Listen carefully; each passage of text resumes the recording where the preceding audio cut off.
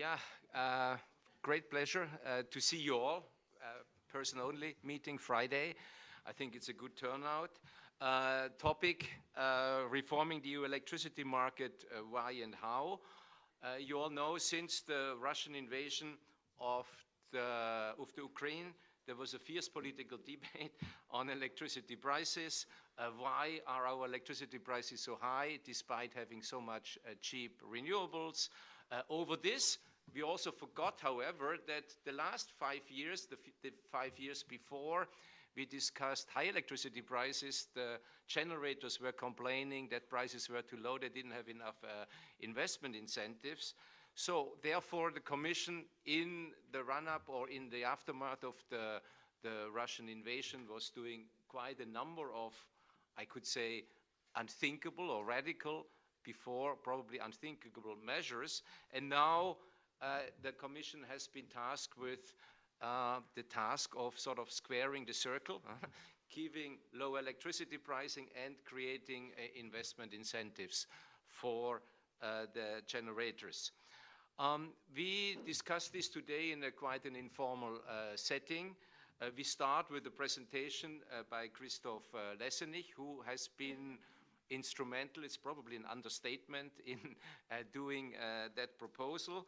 Then we continue with a conversation, an informal conversation here on stage, together with Francesco Gazzoletti, who together with me does the work, the CEPS work on electricity market design.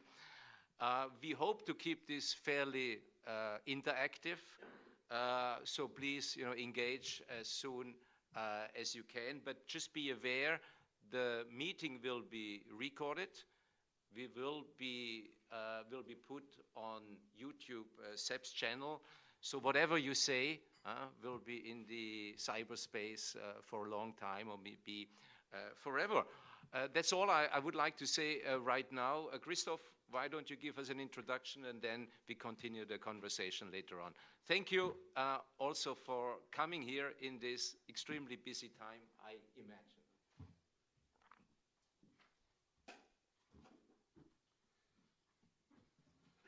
Yes, thank you very much, Christian, and thank you very much to all of you for your interest in electricity markets. You're in good company at the moment. There's lots of interest in electricity markets, and those of you who have been dealing with electricity markets as part of your professional careers for a longer period, you may be surprised by the amount of interest that the energy crisis has generated in electricity market design up to the very highest political level.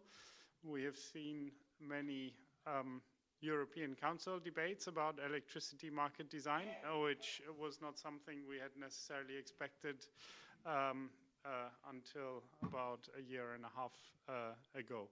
As Christian has already said, there's been lots of debate about the EU's electricity market design during this crisis. I think there's been criticism of the way the electricity markets in Europe work. There's also been support from the highest political level as to the way they work, at least in some respects. The Commission has committed relatively early on in this crisis to look at the functioning of electricity markets, also in light of the experience of this crisis, and to determine whether any modifications to our market design are necessary.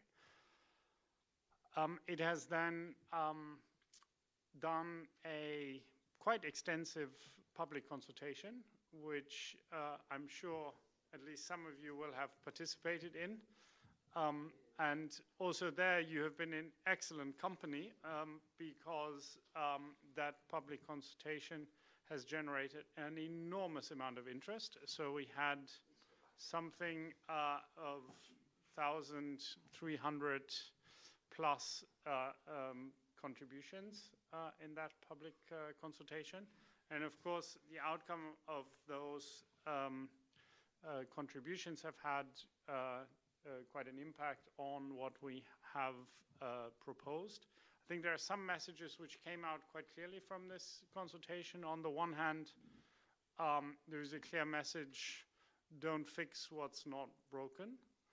And in particular, that was a message which was directed at the functioning of the short-term market. So the day ahead and the intraday market, and the way these markets, contribute to dispatch decisions, i.e. to deciding how we always use the cheapest possible power plants to meet our demand at any moment in time. And two, the way these markets make cross-border trade in Europe possible. Because I think the absolutely fundamental importance of cross-border trade is also one of the key takeaways of our crisis experience.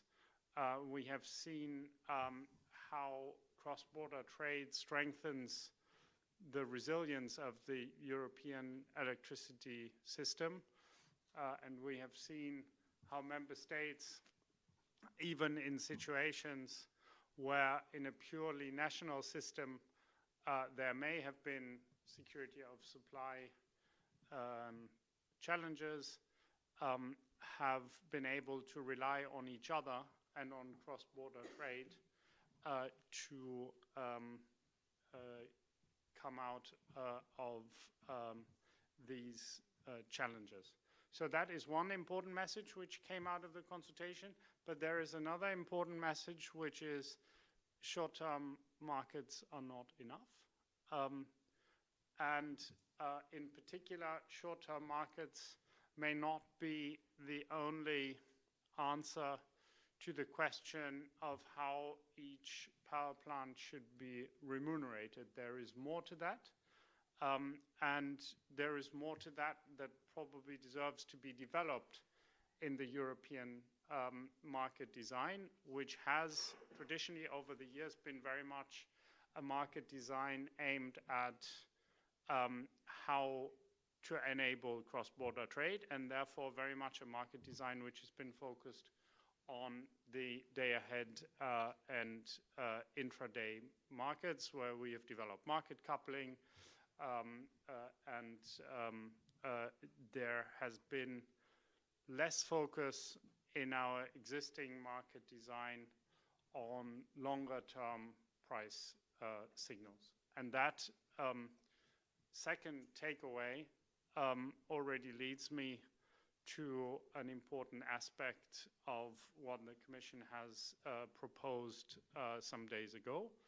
So there is a fresh focus on long-term instruments, and long-term instruments, in the form of publicly backed instruments where investments happen with public money, and there are still quite a number of investments in the electricity sector which happen with public money, and also on instruments which are used by private parties when they contract electricity long-term in the form of PPAs and other types of long-term contracts. So strong focus in the reform on those aspects.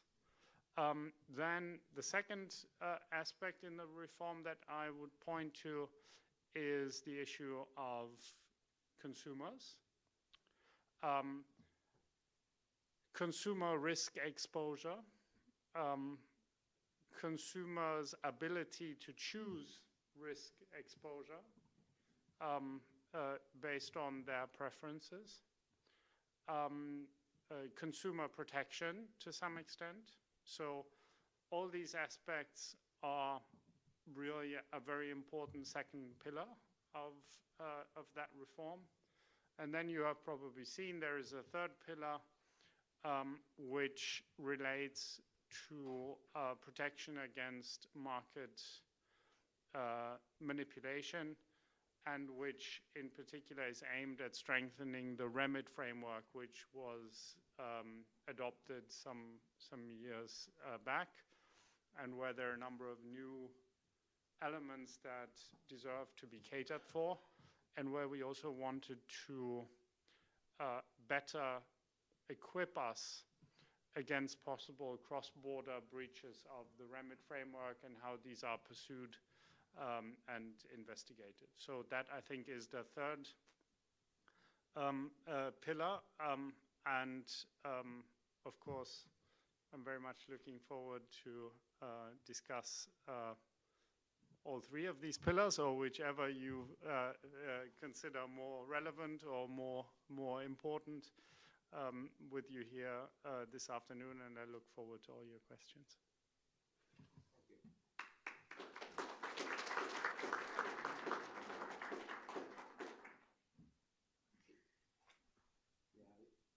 If you take the seat, and Francesco as well on the other side.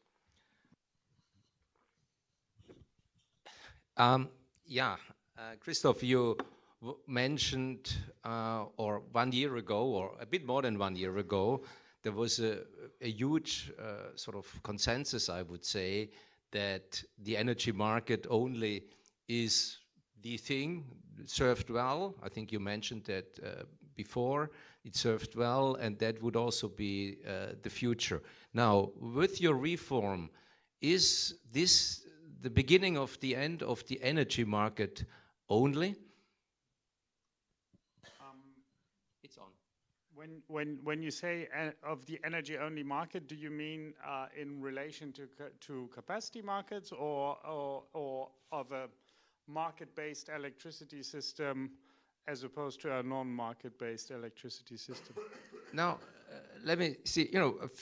Some time ago, sort of the capacity remuneration mechanisms were seen as an anomaly we need to put on to make that market work. Now, when you look at the reform, there is a lot of measures, virtual hubs. We talk about, any other things, peak shavings by TSOs, for example.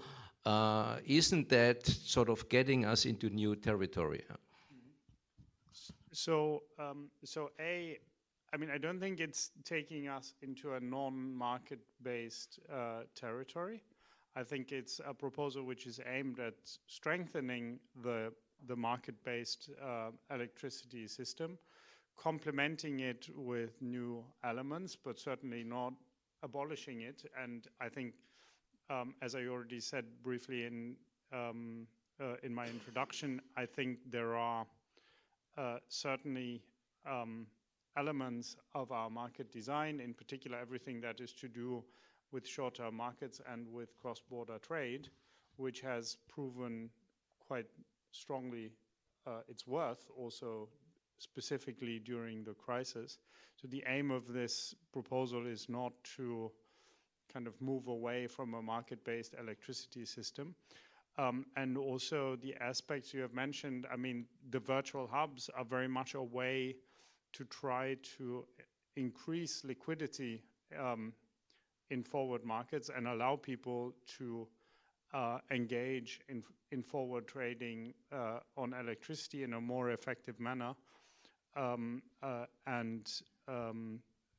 think we are basically looking into a situation where there is better opportunities for trade as opposed to less. You're Christof, you're squeezed between the two of us. So maybe Francesco has a follow-on question. Yes. First of all, I need to apologize to the audience for my voice. That's the beauty of Brussels spring. Sorry, I always wanted to move the capital to Barcelona, but this is my personal opinion. So back to what was alluded by Christian. And many of us has the doubtful privilege of being around in 2019 when the first set of market design was established, the living nightmare of the electricity directive, and so above all the electricity regulation, you one of them. It's striking, okay, change of wording and the perspective that separate us from that. Back then, I still remember Klaus Dieter, always beloved Klaus Dieter, saying in an energy-only market, scarcity is king. It's the only thing we need is resurface, reanimate scarcity prices, because investment decisions on, decisions on investment consumption and dispatching are going to be guided by that only. We now have a proposal that starts with a pretty much clear sentence that says the aim of this proposal is to stabilize prices, lower them, and give both consumers and investors predictability over price dynamic by reducing the effect of marginality, especially of gas marginality. So in this sense, I don't think that the question about is this the start of getting out of the energy-only market in terms of price performance and price performance and it certainly sounds like no, definitely it's the beginning of an end for something. And of course, this is the only time in 2 years where I'm going to be recorded. So this voice is going to stay the testimony forever. So, fantastic. No, best of my luck. So, but let me conclude. So, what do you expect? It's clear that the proposal is very wise from a tactical point of view. You didn't enter into minefields. For example, I applaud your decision not to reopening the living nightmare of the capacity remuneration mechanisms, because we have less than 1 year of this parliamentary term to finalize this, with both a council and a parliament in complete, schizophrenic mood. So it's clear that it has a lot of tactical elements in this, but what do you expect is going to be the effective impact of we don't know what the final text is going to be, of course, but your text on prices and price dynamic? So, perhaps just to quickly go back just one step on your comments as regards the energy-only market. So you will have seen and you noted that the proposal did not, as you said, open up the chapter on capacity mechanisms. I think the issue of price volatility and the importance of price volatility, there I think I would differentiate a bit between what happens on the retail markets and what happens on the wholesale markets. Now, of course, we have seen situations where price volatility on the wholesale markets has played a very important role, because it has led to the activation of technologies. It has led to cross-border flows where they are required to make up for shortfalls. And I think that that function is an important one. Now, on the other hand, I think what we are looking at is a situation where we may not necessarily want to translate that wholesale market volatility back through consumer contracts, because consumers may very legitimately have an interest in a more stable pricing environment. And when I refer to consumers, I'm not just referring to households, but I'm also referring to economic players. So there may be a need to give people, depending on their risk profile and their risk consciousness, a choice of how much of that volatility do I want to see in my own costs.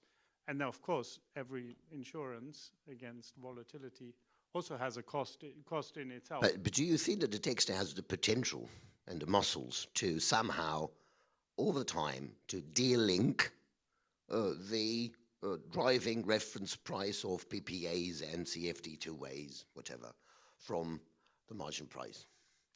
To converge. The large expectation of this, at least at political level, was, okay, we're going to do this, mandate this and that, and the system is going to follow up by converging naturally on levelized cost of energy. Do you see this happening? No. Relevant? Happening? Not happening? So I think it does have the potential to reduce the role which the marginal price plays for bills. And I think, I mean, if you're asking the decoupling question, and there's many facets to that question, I think the focus of this proposal is to achieve decoupling, but where it matters, namely on the bill. Because I don't think, as an electricity consumer, you're staring at the wholesale market developments when you're looking at your electricity costs. What you're looking at is what you're going to be paying at the end of the month. So I think that is very much the aim.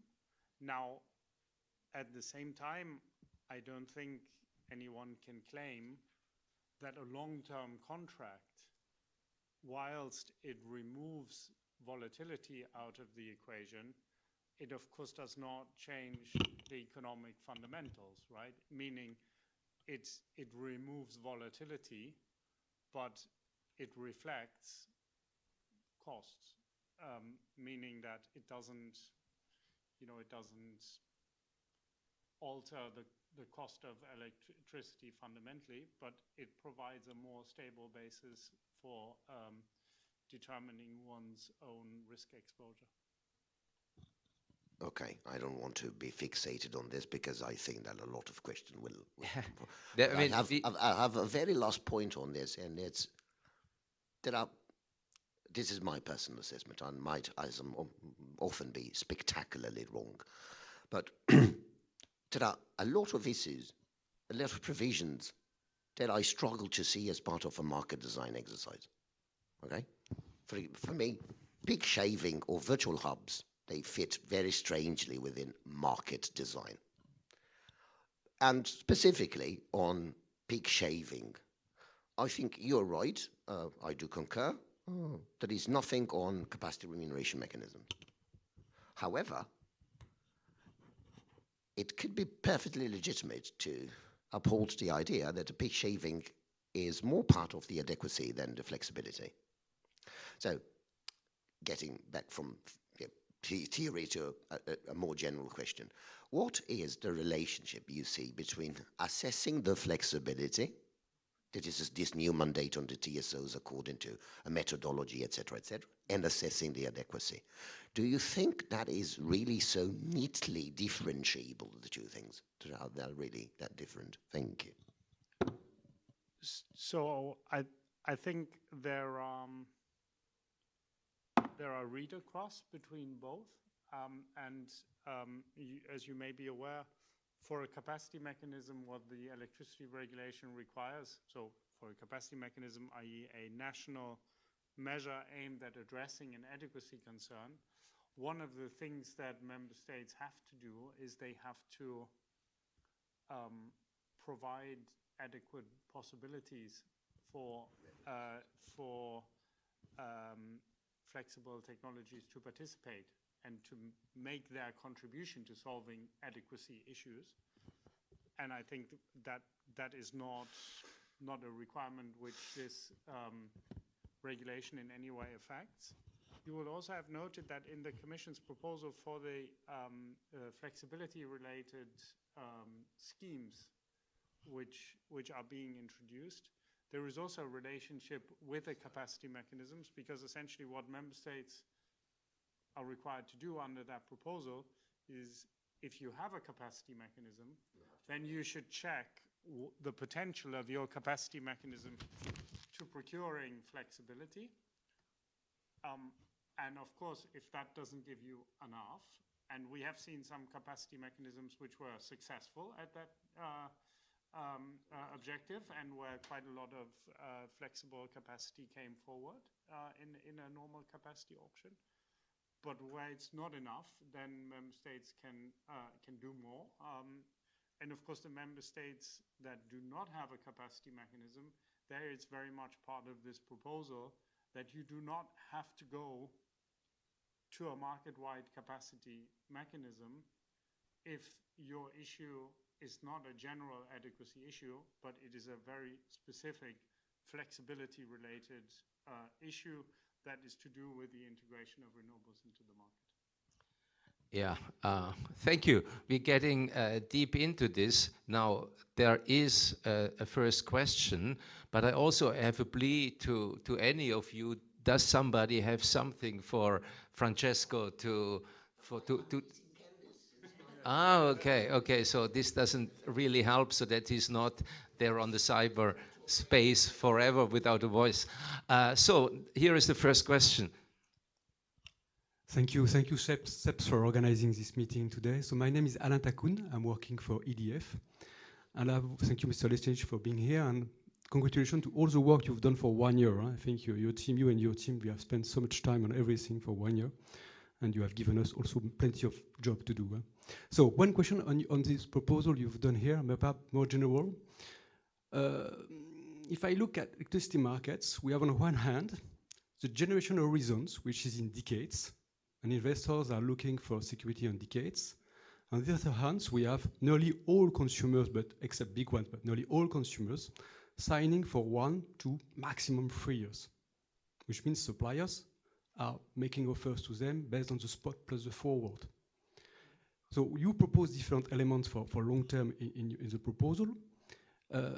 How do you think the way retail's offers are made to consumers, is it possible to reconcile the long-term horizon of generation with the 1 to 3 years of retail? Thank you.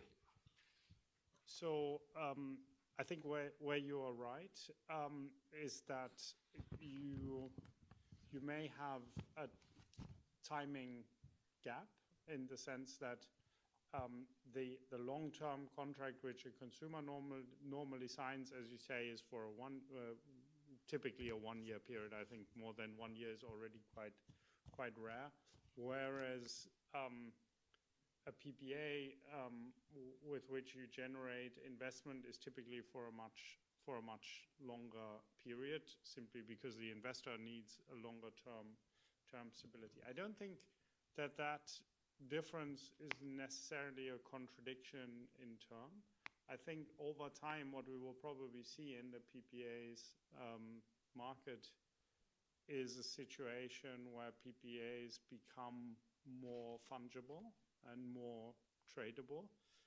We're seeing already, initial attempts to standardize to some extent to improve the tradability of PPAs. So I think we may end up in a situation where these two things will converge in the long-term market, simply because the PPAs will change hand much more frequently. Now, as regards specifically the proposal, indeed,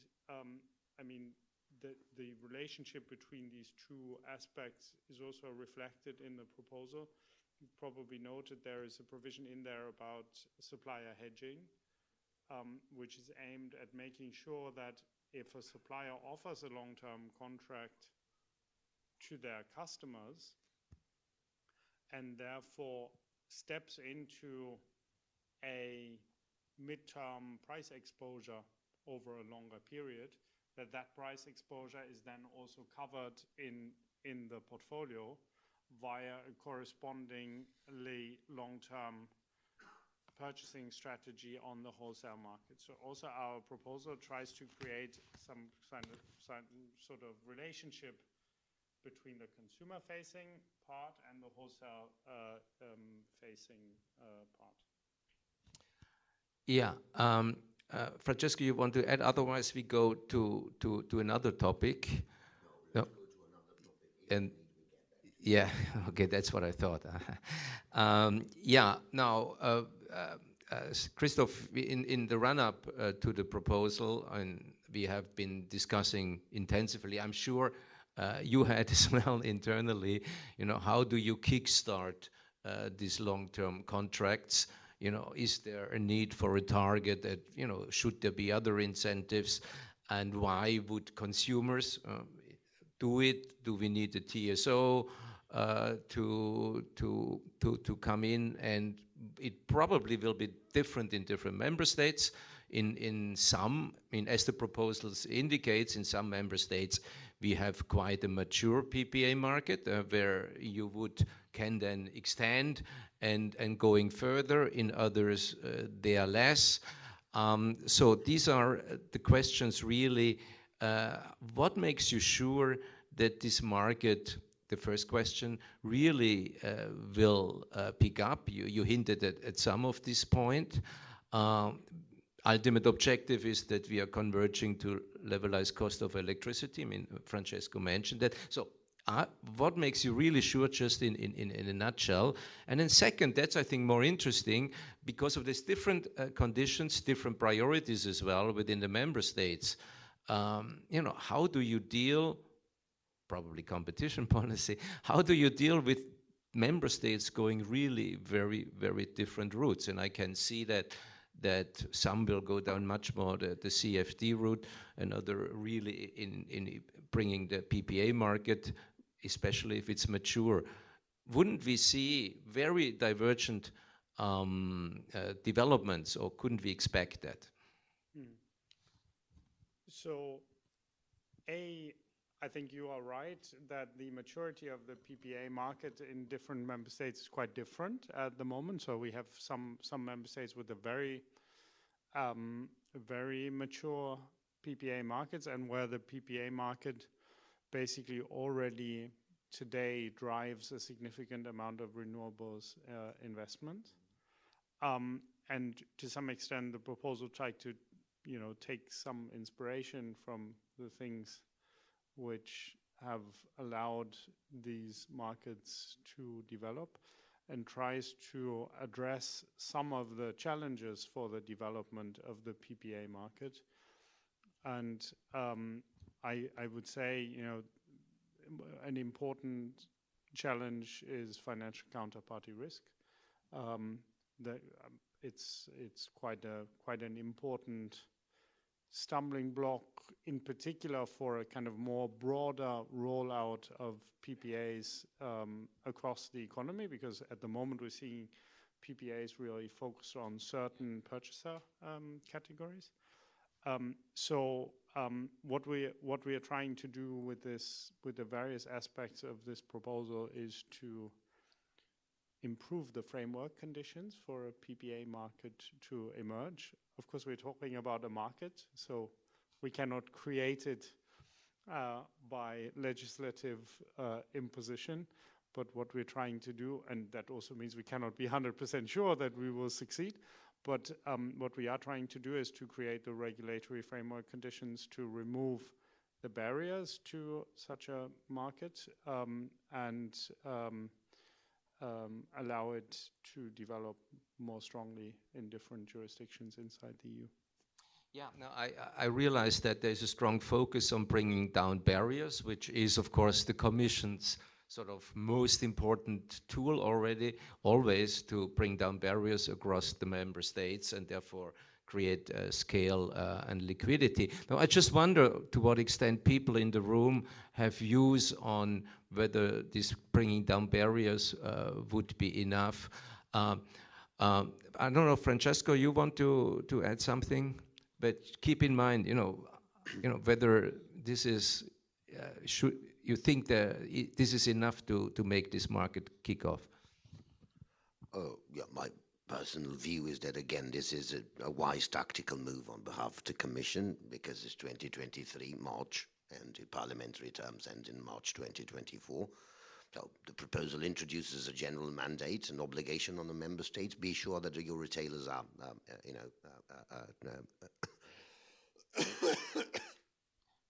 long-term secured, but it fails to say how to do it. And I think this is going to be one of the centerpiece of the next phase of the reform, with the new Commission and new Parliament, etc. But there is a mandate, however. This one, a general one, Electricity traders must be long-term, I suppose. And the second is, if a member state intends to have direct price support mechanisms, the only way you got to do is through a two-way CFD. I think that this is a little troubled in the sense that, for me, really, for me, my personal assessment, the weakest part of the text is that it seems not to be aligned with state aid, or state aid seems not to be fully aligned with it. It depends on, which side of the story you want to sit. The notion of direct price support mechanism comes from RED 2. And essentially is, to the best of my understanding, anything which is not CapEx aid. However, the distinction between CapEx and OpEx in the real market and in comp is artificial at best. So everyone understands where you want to go there, but you're mandating something on something that is very vague. That's my personal assessment. Okay, I have other things, but I don't want to monopolize. I will not speak on behalf of my colleagues in charge of state aid control. I used to be in charge of state aid. I used to be in charge of state aid control for quite some time, but we can switch off the recording for a second if you wish. I think you are perfectly right that the term direct price support comes from the RED, from the legislation. I think the distinction itself is not so alien also to state aid control. I think you would probably refer to one as investment aid and the other as operating aid. So I don't think that there is such a big mismatch. Of course, we also talk to our colleagues in DG Com quite frequently when we make such proposals. But what is of course the result of this this proposal is that it to some extent narrows the options for such direct price support schemes. Because, as you rightly say, it does limit the options available to a two-way CFD. Now, you have seen that the definition of a two-way CFD in the proposal is relatively broad. So it tries to, it is not a definition which links member state into a certain type of two-way CFDs. It establishes the principle, but within that there is quite some margin for member states, and indeed, as you say, this margin will then also play out in the state aid assessment, which results. But it is, of course, also an experience of the crisis that the way such schemes are designed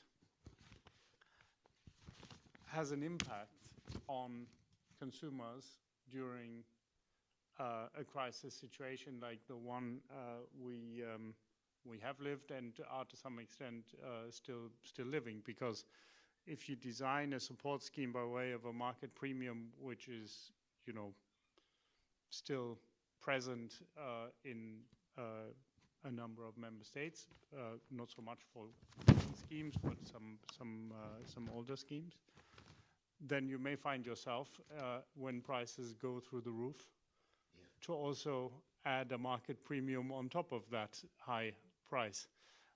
And that is certainly also one of the aspects that we wanted to address with that proposal, so that we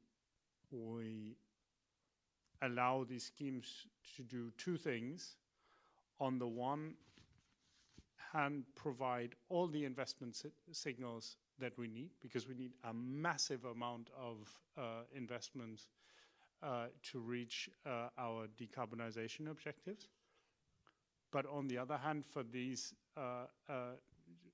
it's not just a matter of bringing up market revenues to an investable level, but it's also about reflecting what happens when the market price goes very, very high.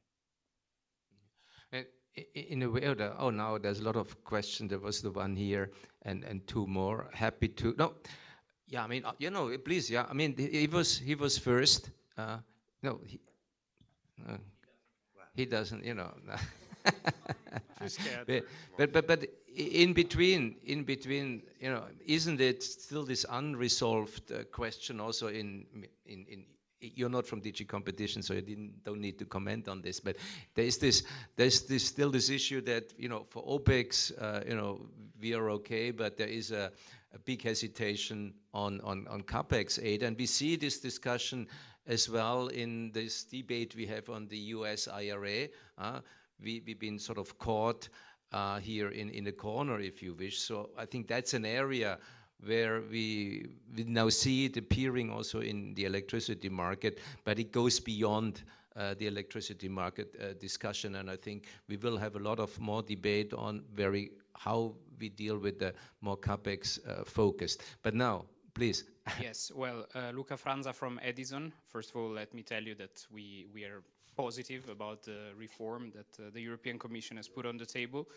I don't have a strong opinion on the issue of fragmentation among member states' choices, but I wanted to bring to the table an argument that I've heard in one of the many events that have already been organized on the subject, which is that perhaps this reform does not address the risk of fragmentation of the conditions in which the energy operators act on various European markets. First of all, the support schemes are often based on state aid, like the CFDs. So we could have, the argument goes, countries which have larger room for fiscal maneuver that implement these schemes quite generously and others don't.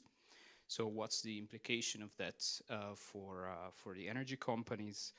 And on the other hand, also in other measures, I'm thinking, for example, on the measure that foresees the possibility for member states to oblige companies to cover part of their exposure with PPAs. Quite a lot of room for maneuver seems to be left for member states, for example, also in assessing the level of development of their own PPA market. So I would just like to hear some more thoughts on this. Thank you. You want to pick that? Yeah. I think, so you are right. I will start perhaps from the second point you made. Of course, it is clear that if we introduce a principle of Can you put the micro? How should I say, of prudential regulation, and that's what it is, right? I mean, it's looking at risk exposure of individual suppliers, determining what that risk exposure looks like, and then trying to identify strategies to manage that risk exposure. That is a core regulatory task. And it's not a core regulatory task which can be very effectively be performed out of Brussels. It requires the knowledge and experience of the national regulator who knows their market, knows their suppliers, knows the risk exposure of those suppliers, and is therefore much, much better placed to determine how that risk is best managed. So I think the fact that there is an implementation need in this, that I think is a necessary feature of any form of kind of prudential regulatory requirement. As regards the fiscal space of member states, yes, I think that's a situation that we have already at the moment. I mean, it's the basic conundrum of state aid control in the Union. Of course, this proposal does not remove state aid control in the Union. It also doesn't remove state aid control for CFD schemes for new generation. That is very important and remains very, very important.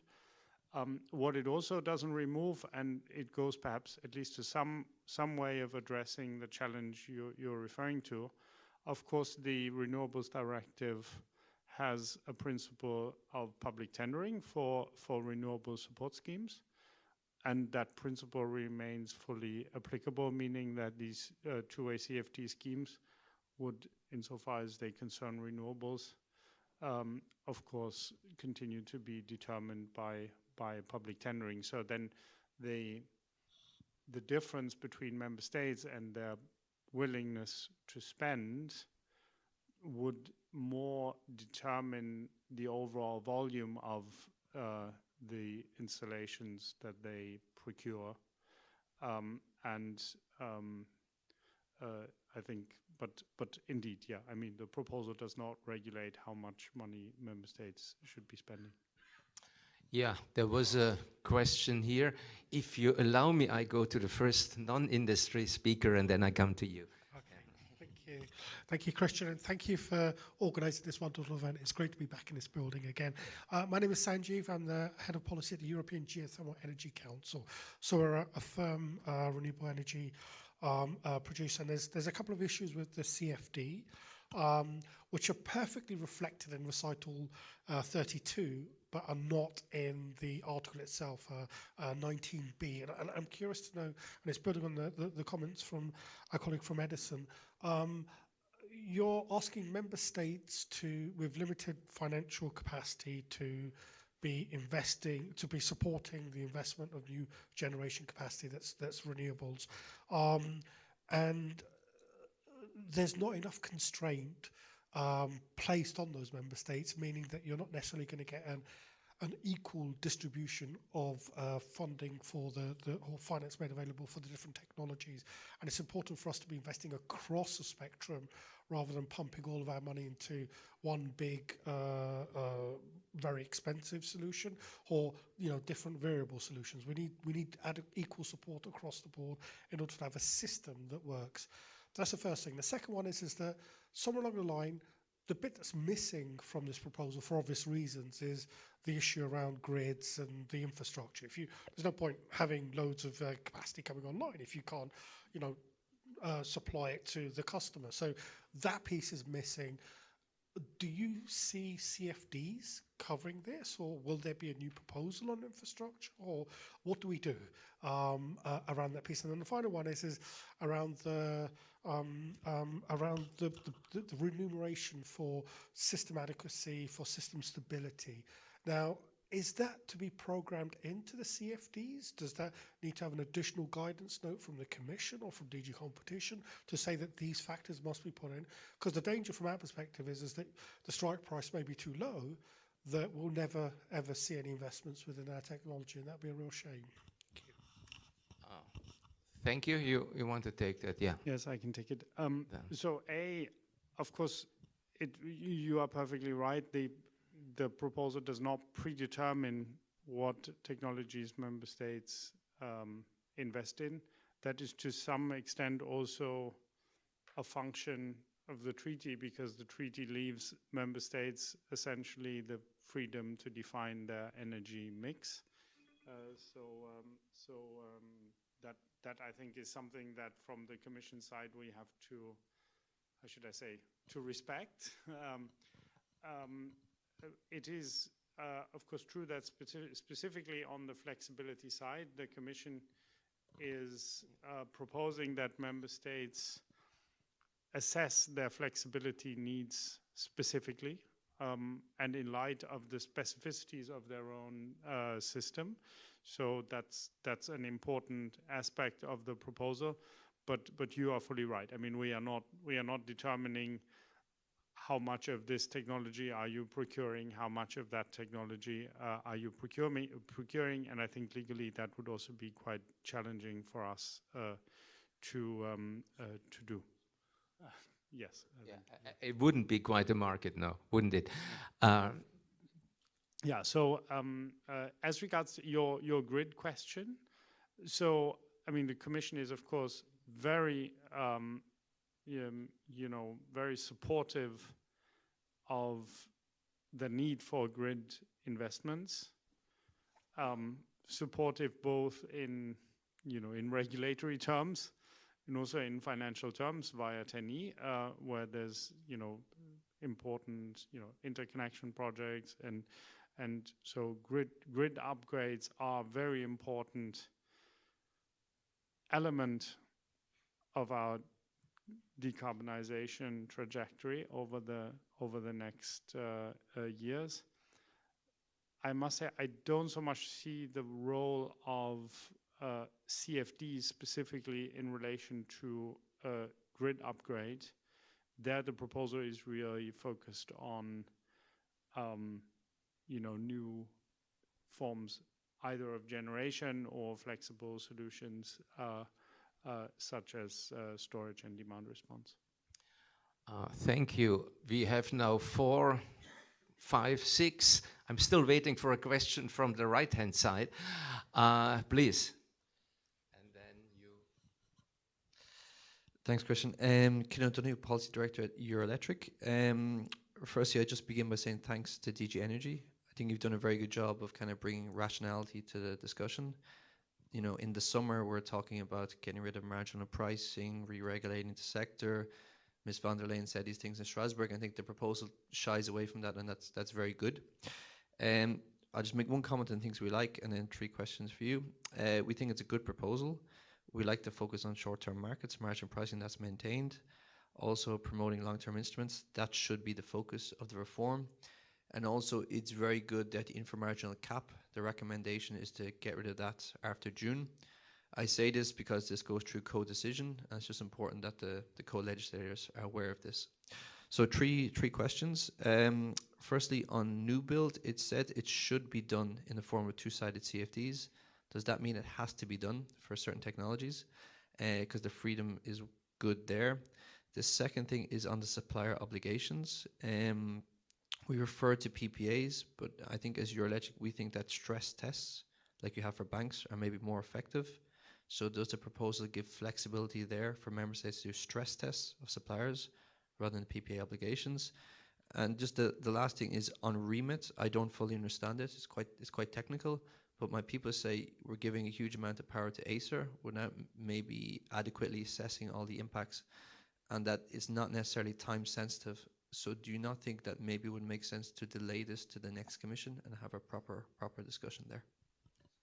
Okay, 3 quite concrete questions, please. Yeah.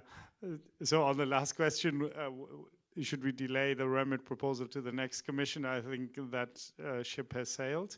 We think it's necessary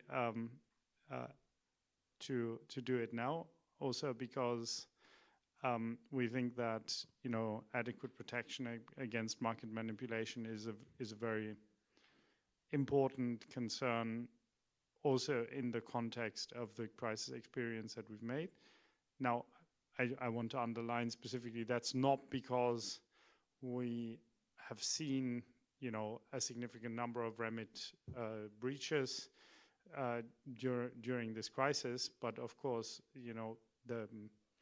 the need for protection against such manipulation becomes particularly relevant in times of volatile prices, intense trading, and so on.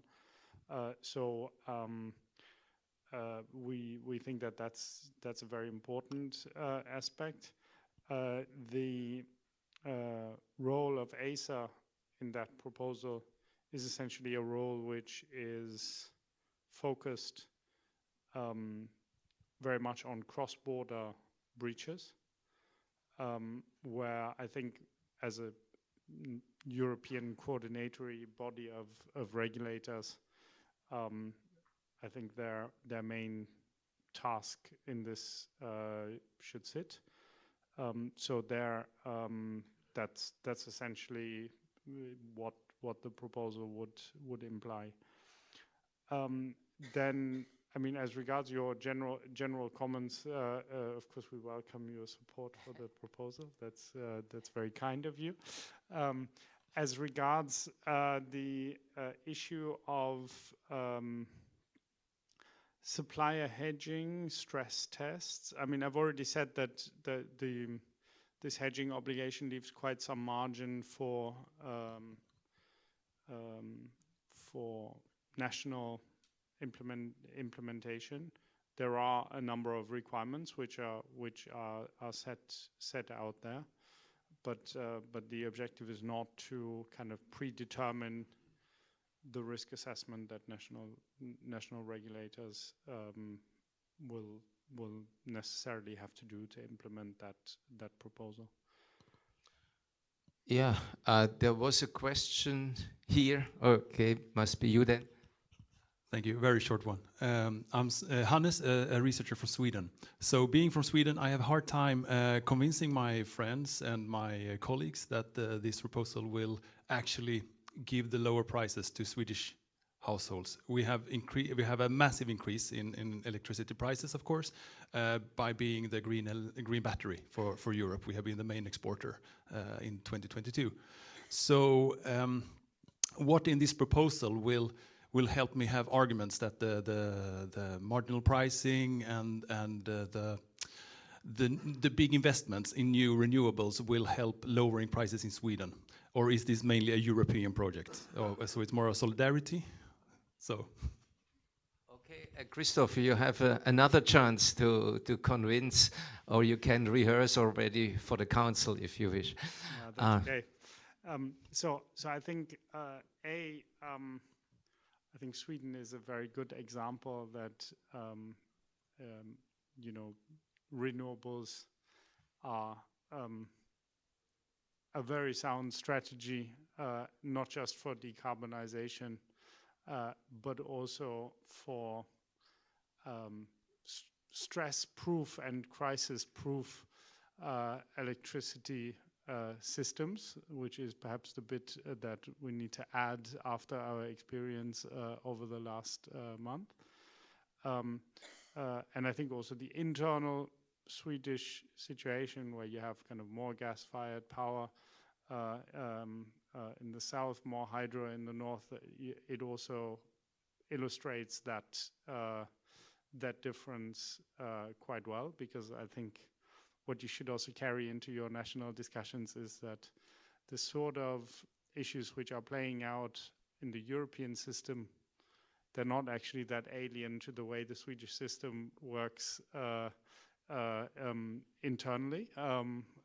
And some of the challenges we're grappling with, you can very much visit and observe them also on the sort of internal border between different Swedish bidding zones.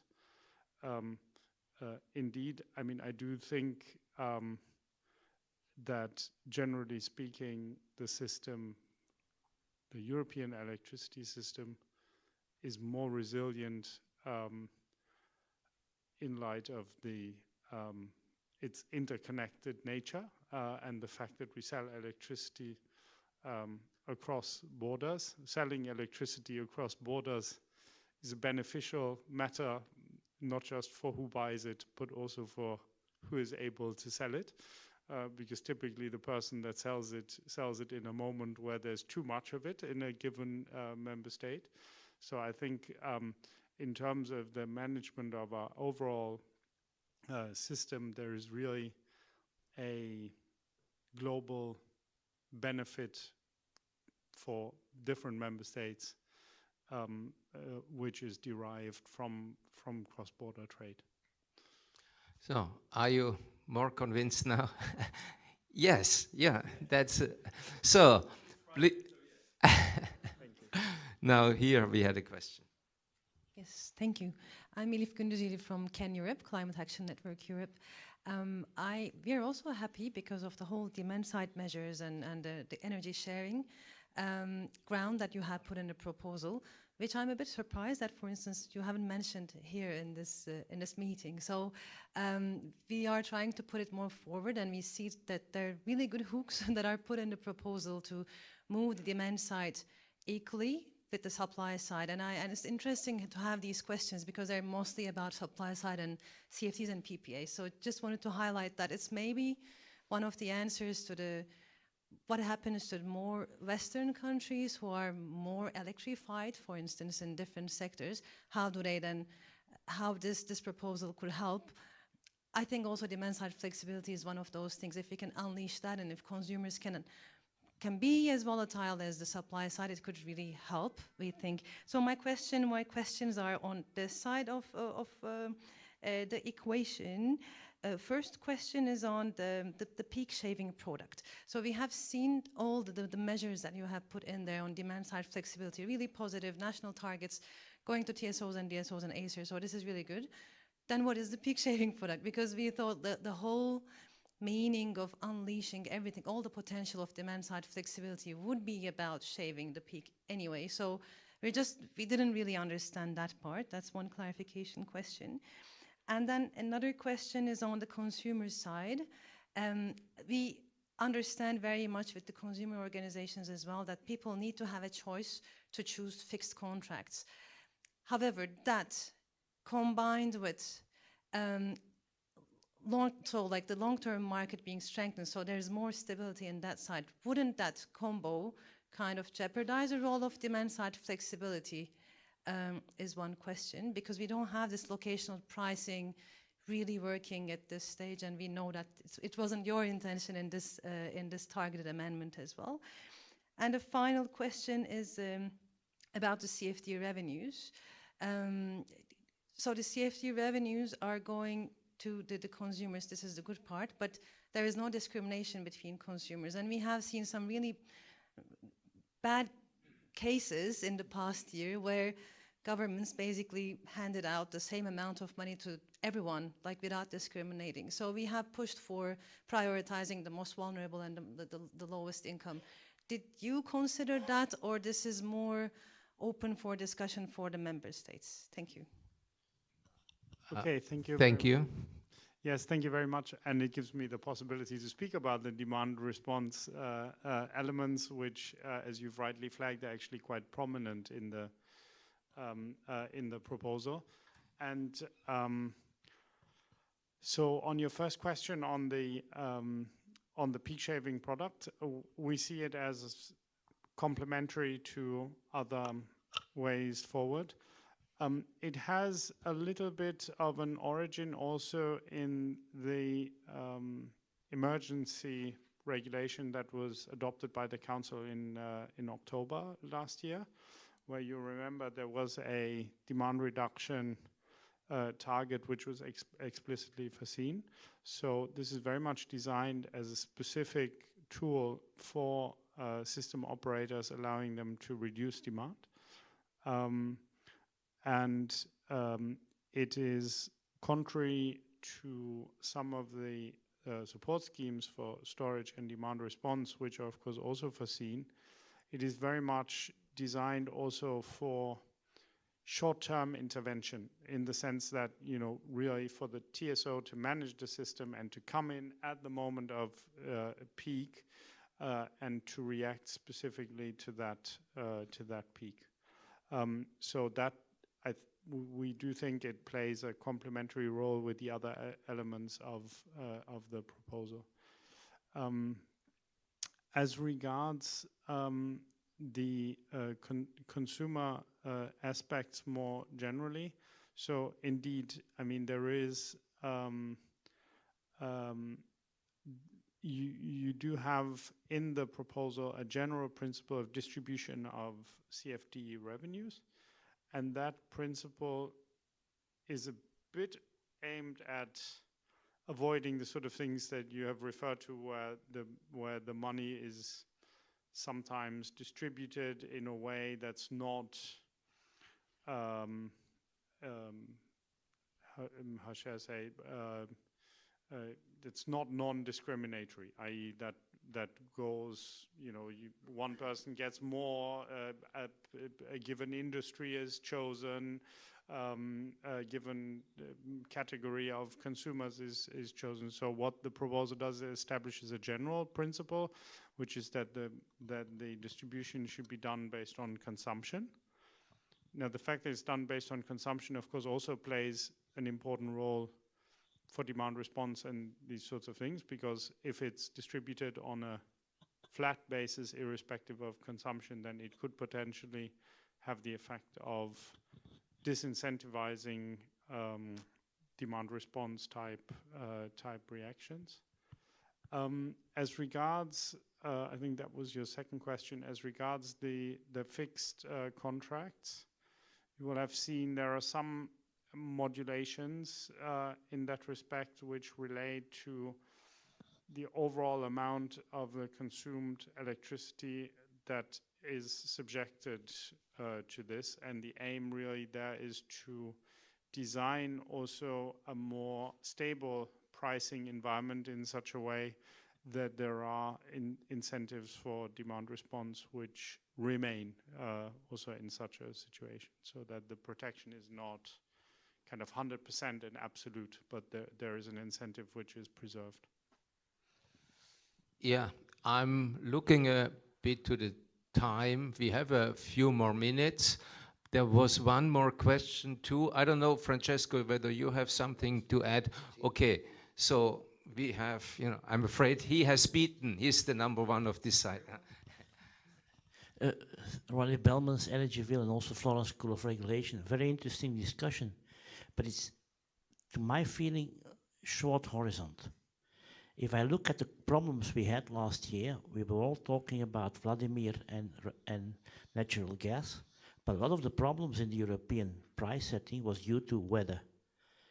Cooling nuclear power plants, problems with nuclear power plants, hydro in Norway, etc., etc. So now we are also going to look to weather if we're going to 300 gigawatt of wind in the North Sea, which is going to be used inland Europe.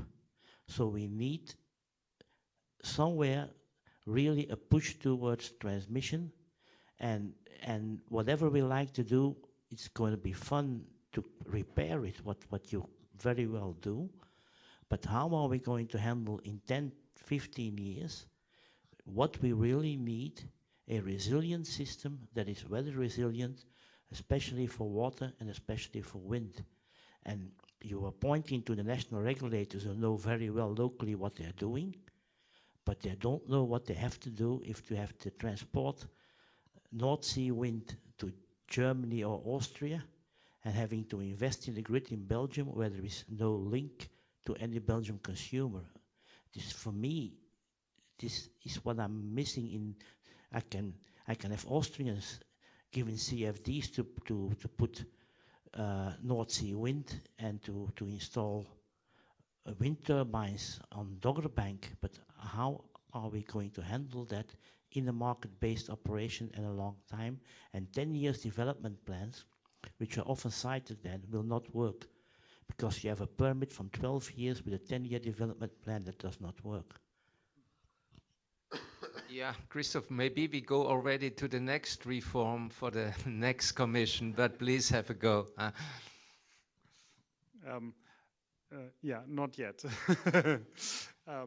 So indeed, I mean, I think that the challenges that you flag are very real, and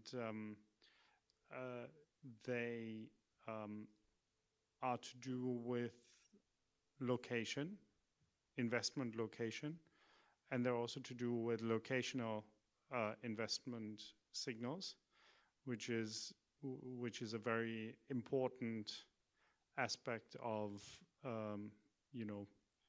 a correctly functioning market. Now, it is true that in the previous reform that was done in 2019, the issue of location was a very important one, and we are still going through some implementation issues resulting from that. As regards bidding zone configuration, ASA is currently looking at bidding zone configurations to make sure that bidding zones correctly reflect grid constraints, and that is a process which is ongoing and which will give rise to probably new decisions in the next year and a half or so. That the main reason for not intervening on that aspect is that this is very much an ongoing process after the last reform. But I do agree with you that locational investment signals are one of the most important issues going forward. Thank you. I'm suggesting that we have a last question, and then maybe also, Francesco, you want to make a few comments, sort of closing, and then the last word, Christof, if it's okay, we will have the last word before we close. So please. So, Konstantinos Diamandouros, I'm the representative of the Hellenic Federation of Enterprises. This is like the Greek BDI, Medef Confindustria, so an employer organization. This has been a very technical discussion, but I will bring a completely political consideration to the table. This proposal... We're used to that. This proposal would have been very difficult to agree in any case, given the different departure points, and the pressure came at a time when electricity prices were very high. With the TTF at 40, do people really think the council will try to push this through, given the complexity of this topic? Because the feedback I'm getting is that this is such a difficult topic, and with the prices at 40 euros, governments might say, let's not actively. So, it's a difficult, a very political question, but it's a bit. Thanks. Yeah. I will not step into the vestiture of the council or the parliament here. And they will, what I can tell you, and I don't have to speculate as much, my impression is that certainly on the council side,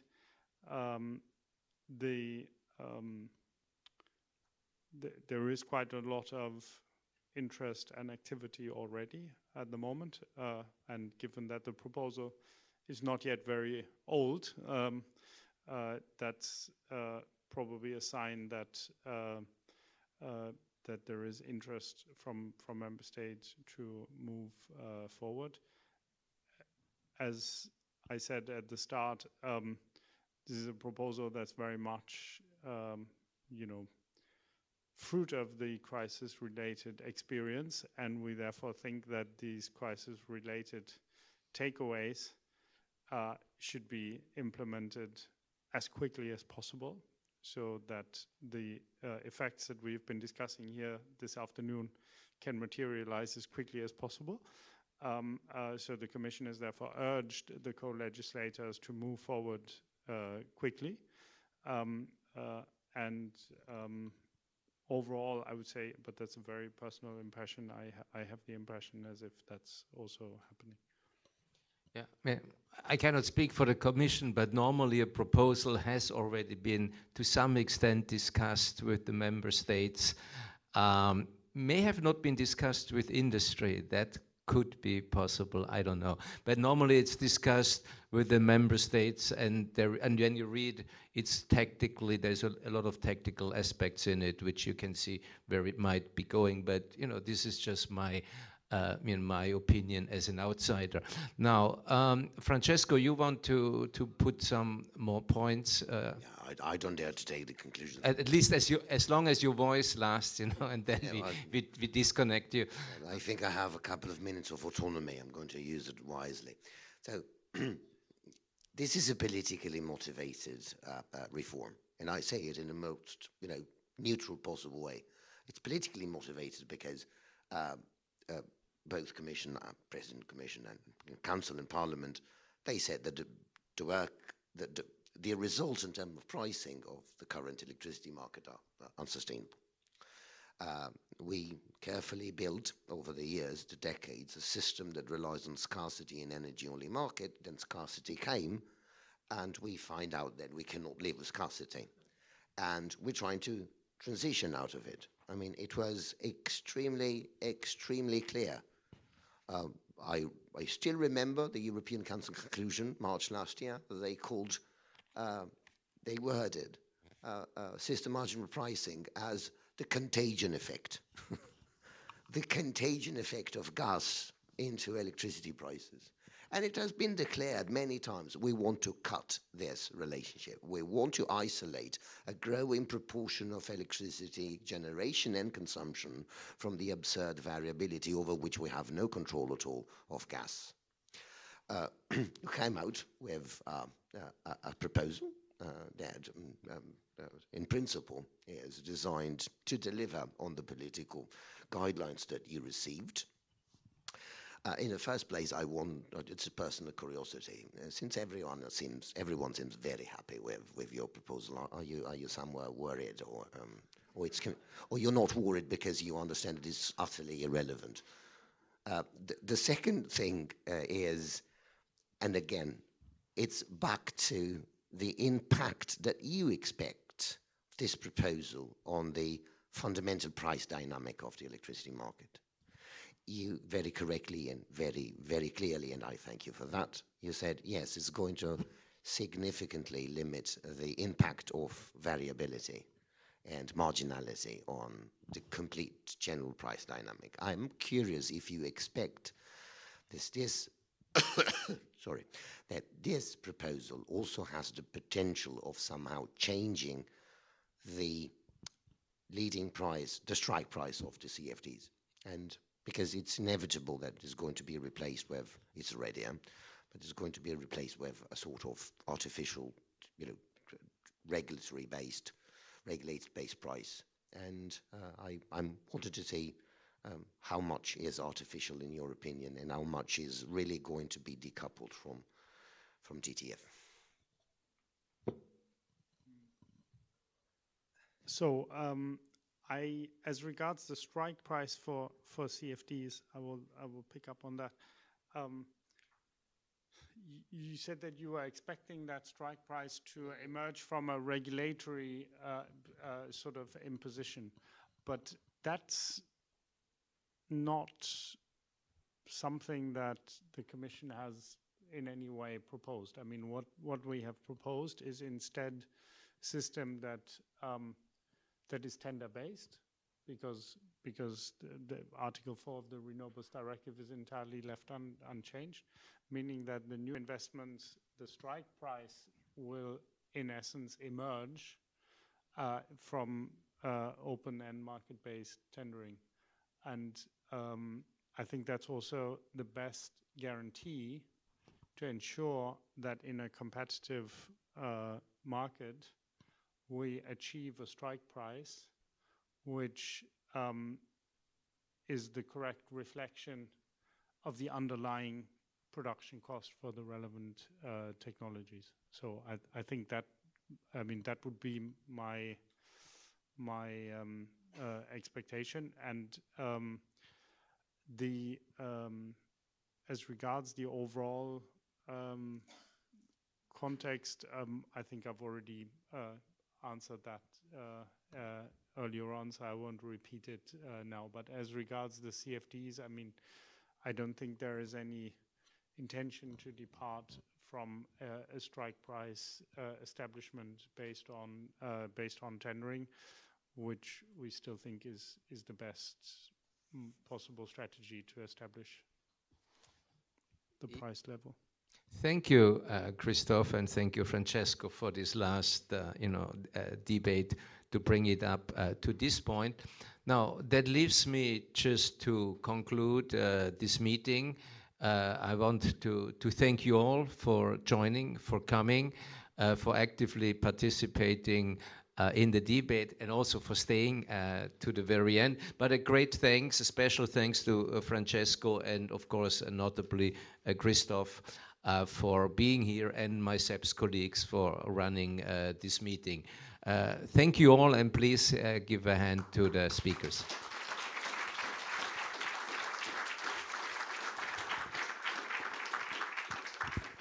I just want to say one word to close off, to thank you for organizing this event specifically, but also to stress vis-a-vis all of you, and in particular those who are involved in the sector and who know how the sector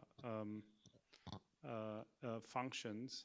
I think it's very important in the current situation to engage in the public debate, which is ongoing, which is also why I think events like this one are so are so relevant, and to